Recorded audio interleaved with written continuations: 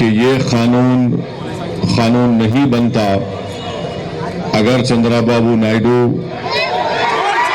चिराग पासवान, नीतीश कुमार, कुमारस्वामी, अजीत पवार और पवन कल्याण ये लोग अगर बीजेपी के इस लाए हुए बिल की मदद नहीं करते तो आज ये कानून नहीं बनता।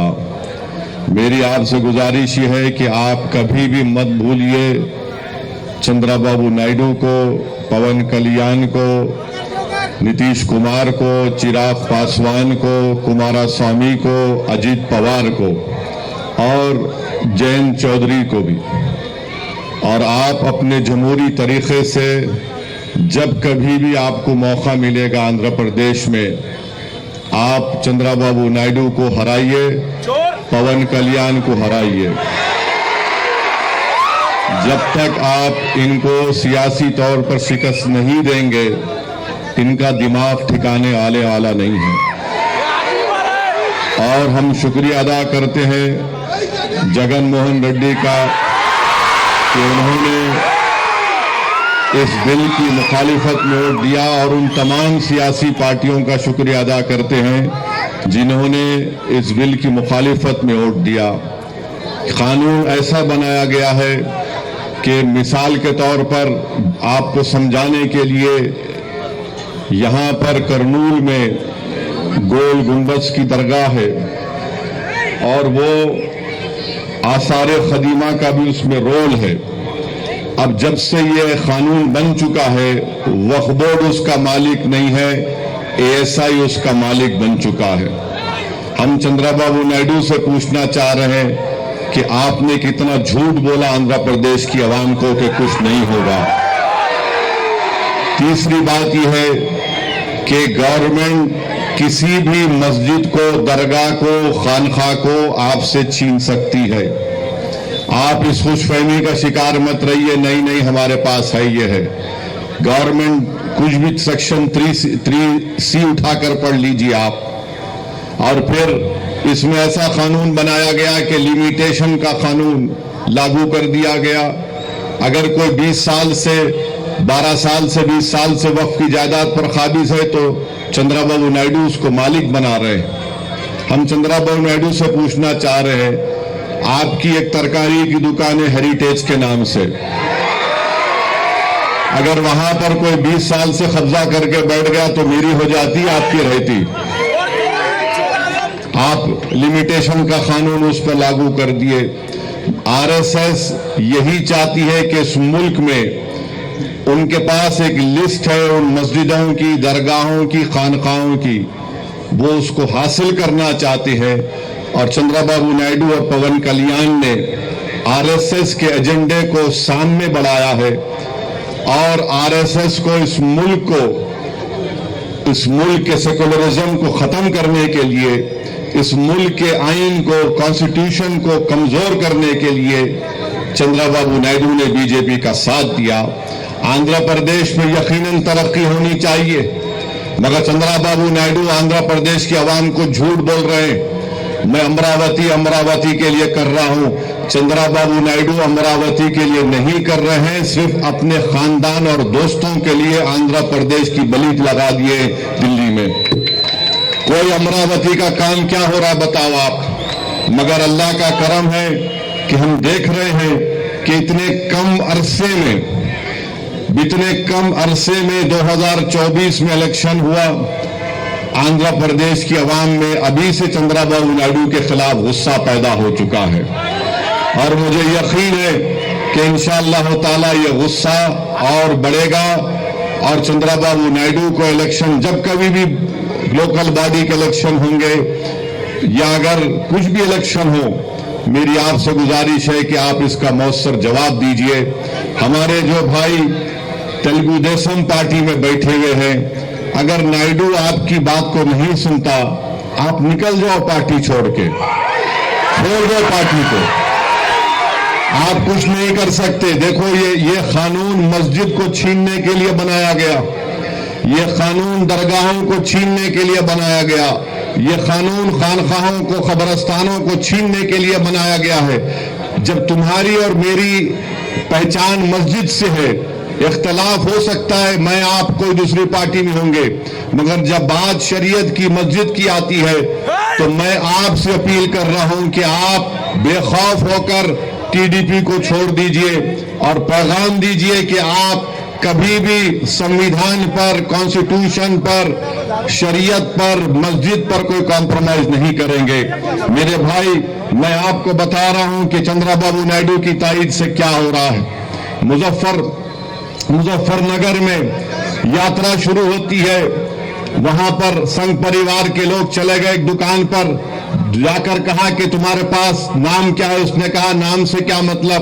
उसका आधार कार्ड पूछे, आधार कार्ड नहीं था। उससे कहा कि तुम्हारी दुकान का नाम ये क्यों है? उसने कहा मेरी मर्जी है। तो उससे कहा तुम्हारा पैंट खोल के दिखाओ हमको। नहीं, ये हुआ, मजाक की बात नहीं है। फिर बाद में शख्स ने कहा कि मैं पैंट नहीं खोलूंगा, तो उसको गाली गलौज की गई। बाद में मालूम हुआ कि जिसको गुस्सा कर रहे थे, गाली दे रहे थे, उसका नाम गोपाल है। अब बात आइए, आप इस मुल्क में इस तरह का नफरत फैलाई जा रही है मुजफ्फरनगर में, और चंद्रबाबू नायडू खामोश बैठे हैं। चंद्रबाबू नायडू से हम पूछना चाह रहे हैं, दत्तात्रेय होसबोले ने कहा कि संविधान में से सेकुलर और सोशलिज्म के वर्ड को निकालना चाहिए। क्या चंद्रबाबू नायडू उस पर राजी हैं? अगर राजी नहीं है तो चंद्रबाबू नायडू को पब्लिकली कंडेम करना चाहिए दत्तात्रेय होसबोले के बयान को, कि बेसिक स्ट्रक्चर का हिस्सा है हमारे संविधान का। आप देख लीजिए आर्टिकल 9 क्या है, आर्टिकल 15, 16, 25, 26, 27, 29 क्या है ये। और फिर वोटर लिस्ट में नाम को भी मजहब के नाम पर से नहीं निकाला जा सकता। आज चंद्रबाबू नायडू उसकी भी तायीद कर रहे हैं। मैं आपके सामने बता रहा हूं आखिरी बात, महाराष्ट्र में बीजेपी की सरकार है। नायडू जाकर फडणवीस से बड़े गले मिले, पप्पियां लिए थे उसको। वहां पर क्या हुआ?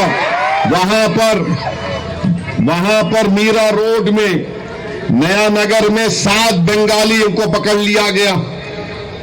एक का नाम महबूब और शमीम खान था, कंस्ट्रक्शन वर्कर थे, थाना डिस्ट्रिक्ट में पकड़ लिए। उसके बाद और 3 को पकड़ लिए। उसके बाद मियां बीवी को पकड़ लिए, फजल, मदल और तस्लीमा को। इनको पुलिस ने इनका आधार कार्ड देखा, बोले कि नहीं तुम बांग्लादेश के। उसने कहा मुर्शिदाबाद का हूं, बोले नहीं। फोन निकाला, फोन फेंक दिए। उसने पैन कार्ड दिया, पैन कार्ड फेंक दिए।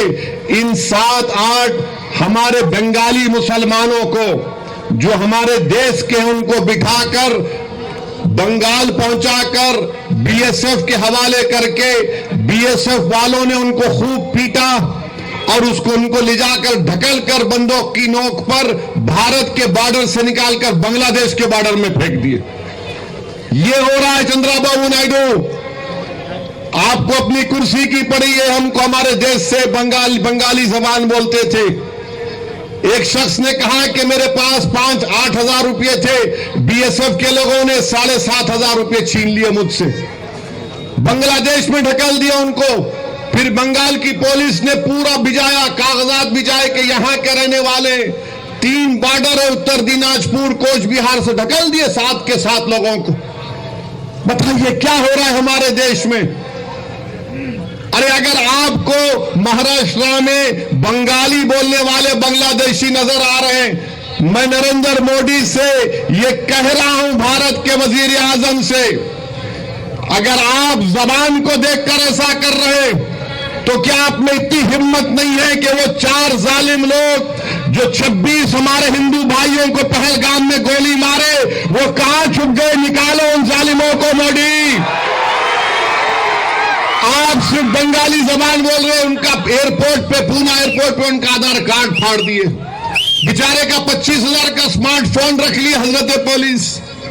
आप बताइए क्या हो रहा है हमारे देश में। बहरहाल क्योंकि वक्त हो चुका है, मेरी आपसे गुजारिश है कि आप तमाम लोग मिलकर तेलुगु देशम को सबक सिखाएंगे। नहीं सिखाएंगे आप पवन कल्याण को बताएंगे कि सुपरस्टार आप हैं। अब बहुत हो गया ये ड्रामाबाजी, एक्टिंग। तुम संविधान को धोखा दिए। मैंने अदोनी में कहा था, चंद्राबाबू नायडू ने संविधान को भी धोखा दिया, आंध्र प्रदेश की जनता को भी धोखा दिया, और चंद्राबाबू नायडू ने लोकेश को हमेशा के लिए यह कर दिया। आप जानते हैं ना इस बात को। तो मेरी आपसे अपील है कि मुत्तहिद रहिए और दुआ करते रहिए फलस्तीनियों के लिए, जो आज उनको हजारों की तादाद में वहां पर मार दिया गया। अल्लाह उन फलस्तीनियों को भी सलामत रखे। अस्सलाम वालेकुम व रहमतुल्लाहि व बरकातुहू। ఇండియా పాకిస్తాన్ తాజా అప్డేట్స్ కోసం డౌన్లోడ్ చేసుకోండి RTV లైవ్ యాప్।